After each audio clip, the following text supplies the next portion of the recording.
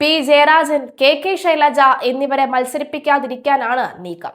ഏതെങ്കിലും കാരണവശാൽ ഇടത് സർക്കാർ അധികാരത്തിലെത്തിയാൽ ഇവർ മുഖ്യമന്ത്രി സ്ഥാനാർത്ഥികളാകാൻ സാധ്യതയുണ്ടെന്ന കണക്കുകൂട്ടലിലാണ് ഇവരെ വെട്ടാൻ പിണറായി തീരുമാനിച്ചത്. തനിക്ക് ഇമേജ് ഇല്ലെന്നും അത് ഒരവസരമാക്കാൻ ഇവർ ശ്രമിക്കുമെന്നും പിണറായി കരുതുന്നുണ്ട്. പി ജയരാജനും ശൈലജയും വരുന്ന നിയമസഭാ തെരഞ്ഞെടുപ്പിൽ മത്സരിപ്പിക്കാൻ ഒരുങ്ങുകയാണ്. ഇടതുമുന്നണിയിൽ പിണറായി വെട്ടിക്കളഞ്ഞ ഉന്നത നേതാക്കളെയെല്ലാം രംഗത്തിറക്കാനാണ് MA ബേബിയുടെ താല്പര്യം. അത് വിജയിക്കുമോ എന്ന് മാത്രം അറിഞ്ഞാൽ മതി. കഴിഞ്ഞ തവണ പിണറായി വെട്ടിയ തോമസ് ഐസക്, സുധാകരൻ എന്നിവരെ രംഗത്തിറക്കാനും PB ആഗ്രഹിക്കുന്നുണ്ട്. പിണറായിക്ക് ഇളവ് വേണമെന്ന നിർദ്ദേശം വരുമ്പോൾ തന്നെ PJയെയും ശൈലജയെയും പട്ടികയിൽ കയറ്റാനാണ് ബേബി ആലോചിക്കുന്നത്. കെ ശൈലജ മുഖ്യമന്ത്രി സ്ഥാനാർത്ഥിയായാൽ നന്നായിരിക്കുമെന്ന പൊതുവികാരം പാർട്ടിയിൽ അതിശക്തമായിട്ടുണ്ട്. എന്നാൽ പിണറായി പേടിയിൽ അക്കാര്യം ആരും പറയുന്നില്ലെന്ന് മാത്രം. കഴിഞ്ഞ കുറെ പതിറ്റാണ്ടുകളായി പിണറായിയുടെ കയ്യിൽ അമർന്ന പാർട്ടിയെ രക്ഷിക്കണമെന്ന ചിന്തയിൽ നിന്നാണ് CPMന്റെ പ്രധാന നേതാക്കളെല്ലാം ഇത്തരമൊരു ആശയം വന്നു ചേർന്നത്. എന്നാൽ ആരും കേൾക്കെ പറയാനുള്ള ധൈര്യം പോലും CPMലെ ഒരു നേതാക്കൾക്കുമില്ല. കാതുകൊണ്ട് തന്നെയാണ് 2027 തെരഞ്ഞെടുപ്പിൽ ഇടതുമുന്നണി തോൽക്കണമെന്ന് CPM നേതാക്കൾ പോലും ആഗ്രഹിക്കുന്നത്. ശബരിമല സ്വർണ്ണക്കൊള്ള അടക്കമുള്ള വലിയ വിവാദങ്ങളുടെയും ആരോപണങ്ങളുടെയും നിഴലിൽ നിൽക്കുന്ന രണ്ടാമതും ഭരണത്തെ തുടർച്ച ലക്ഷ്യമിടുന്ന ഇടതുമുന്നണിയും CPMും 2 ടേം നിബന്ധനയിൽ ഇളവ് വരുത്തിയാകും സ്ഥാനാർത്ഥി നിർണയം നടത്തുക എന്നത് വ്യക്തമായി കഴിഞ്ഞിരിക്കുന്നു. പിണറായി വിജയനെ തന്നെ മുന്നിൽ നിർത്തിയായിരിക്കും നിയമസഭാ തെരഞ്ഞെടുപ്പിനെ നേരിടാൻ പോകുന്നത് എന്ന് CPM സൂചിപ്പിച്ചിട്ടുണ്ട്.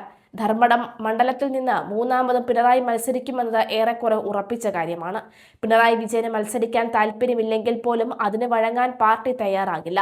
സ്ഥാനാർത്ഥികളെ പറ്റി ഔദ്യോഗിക ചർച്ചകൾ ഒന്നും ആരംഭിച്ചിട്ടില്ലെങ്കിലും കണ്ണൂരിലെ പ്രവർത്തകർക്കിടയിൽ സാധ്യതാ ചർച്ചകൾ തുടങ്ങിക്കഴിഞ്ഞു. ധർമ്മടമല്ലാതെ മറ്റെവിടെയും നിന്നാലും പിണറായി വിജയൻ തോൽക്കുമോ എന്ന ഭയവും ഉണ്ട്.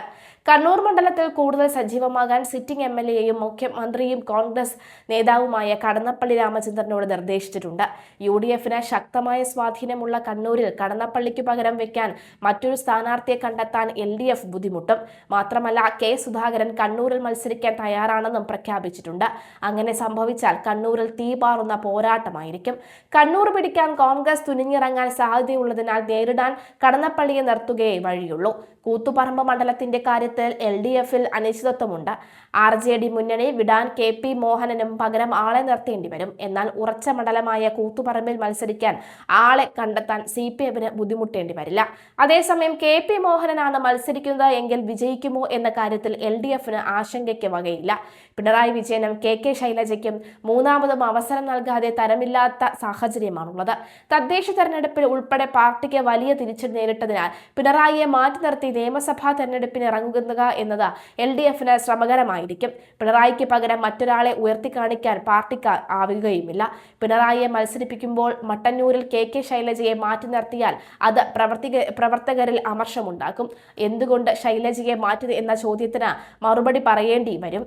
കണ്ണൂരിൽ അധികം സീറ്റുകൾ പിടിക്കാനായില്ലെങ്കിലും ഉള്ള സീറ്റുകൾ നിലനിർത്തേണ്ടത് CPMന് നിർണായകമാണ്. തദ്ദേശ തെരഞ്ഞെടുപ്പിലെ വോട്ട് വിഹിതം അനുസരിച്ച് കണ്ണൂർ, തളിപ്പറമ്പ്, പേരാവൂർ, അഴീക്കോട്, ഇരിക്കൂർ മണ്ഡലങ്ങളിൽ UDFനാണ് മുൻതൂക്കം.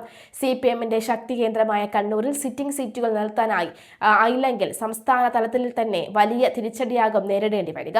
MV ഗോവിന്ദൻ സംസ്ഥാന സെക്രട്ടറിയും KK രാഘേഷ് ജില്ലാ സെക്രട്ടറിയുമായ ശേഷം നടക്കുന്ന ആദ്യ തെരഞ്ഞെടുപ്പായതിനാൽ ഇരുവരുടെയും അഭിമാന പ്രശ്നം കൂടിയാണ് കണ്ണൂർ ജില്ലയിലെ ജയം. എന്നാൽ CPMന് നിലവിൽ ആത്മവിശ്വാസം കുറവാണ്.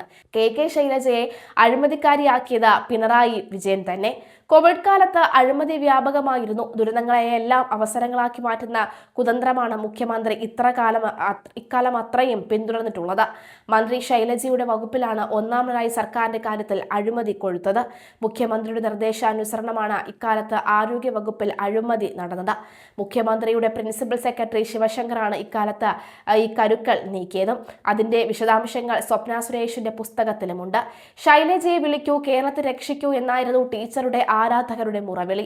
ശൈലജയ്ക്ക് മാത്രം കൈകാര്യം ചെയ്യാൻ കഴിഞ്ഞ സാഹചര്യമാണ് കഴിഞ്ഞ നിപ്പ കാലത്ത് കോഴിക്കോട് നടന്നതെന്നാണ് വ്യാഖ്യാനം. കോഴിക്കോട് സർക്കാർ ഗസ്റ്റ് ഹൌസിൽ ക്യാമ്പ് ചെയ്താണ് നിപ്പയുടെ സമയത്ത് ശൈലജ ടീച്ചർ കാര്യങ്ങൾ കൈകാര്യം ചെയ്തത്. നിപ്പയ്ക്ക് പിന്നാലെ വന്ന കോവിഡും ശൈലജ ടീച്ചർ കൈകാര്യം ചെയ്തിരുന്നു. എന്നാൽ ശൈലജയെ പിണറായി മന്ത്രിസ്ഥാനത്ത് നിന്നും നിഷ്കരണം ഒഴിവാക്കി. KR ഗൗരിയുടെയും VS അച്യുതാനന്ദന്റെയും വഴിയെ രക്തസാക്ഷിയാവുകയായിരുന്നു KK ശൈലജ. എന്നാൽ ഗൗരിയമ്മയെയും VSനെയും പോലെ ശൈലജ നിഷ്കളങ്കയല്ലെന്നാണ് CPMലെ പിണറായി ഭക്തർ പറയുന്നത്. ശൈലജയുടെ വഴി അടയ്ക്കുകയായിരുന്നു പിണറായിയുടെ ലക്ഷ്യം. അവരെ ടീച്ചറമ്മയെയും മുഖ്യമന്ത്രി സ്ഥാനാർത്ഥിയെയും ചിലർ വിശേഷിപ്പിച്ചപ്പോൾ അവർ അപകടം മനസ്സിലാക്കേണ്ടതായിരുന്നു. P ജയരാജന് സംഭവിച്ചതും ഇത് തന്നെയാണ്. ഉമ്മൻചാണ്ടി മന്ത്രിസഭയിൽ മന്ത്രിയായിരുന്ന KM മാണിക്കും ഇത് തന്നെ സംഭവിച്ചു. ഓവർ സ്മാർട്ട് ആയാൽ അപകടം സംഭവിക്കുമെന്ന രാഷ്ട്രീയ ബാലപാഠമാണ് ഇതിലൂടെ വെളിപ്പെടുന്നത്. P ജയരാജനെ പരിഗണിക്കാതെ പാർട്ടിക്കുള്ളിൽ ജൂനിയറായ CPM കണ്ണൂർ ജില്ലാ സെക്രട്ടറി കൂടിയായ MV ജയരാജനെ പുതുതായി സെക്രട്ടേറിയറ്റിൽ ഉൾപ്പെടുത്തി. പാർട്ടിയെ വിവാദങ്ങളിൽ നിന്നും വിവാദങ്ങളിലേക്ക് വലിച്ചിഴച്ച EP ജയരാജനെ സെക്രട്ടേറിയറ്റിൽ നിലനിർത്തുകയും ചെയ്തു. കാലങ്ങളായി P ജയരാജനോടുള്ള പിണറായിയുടെ വിരോധമാണ് സെക്രട്ടേറിയറ്റിലെത്തുന്നതിന് ജയരാജന് വിനയായത്. പ്രായപരിധി നിലനിൽക്കുന്ന സാഹചര്യത്തിൽ ഇനി ഒരിക്കലും P ജയരാജന് പാർട്ടിയുടെ മേൽഘട്ടങ്ങളിലേക്ക് എത്താൻ പറ്റാത്ത സാഹചര്യവും സമ്മേളനത്തോടുകൂടി ഉണ്ടായിരിക്കുകയാണ്. ഇനി വനവാസം മാത്രമാണ് അഭയം. സംസ്ഥാന കമ്മിറ്റിയിലെത്തുന്ന സീനിയർ നേതാവായ P ജയരാജനെ അവസാന ടേമെന്ന പരിഗണന നൽകി ഇക്കുറി സംസ്ഥാന സെക്രട്ടേറിയറ്റിലേക്ക് ഉൾപ്പെടുത്തണമെന്ന ആവശ്യം ഉയർന്നുവെങ്കിലും അവഗണിക്കുകയായിരുന്നു ചെയ്തത്.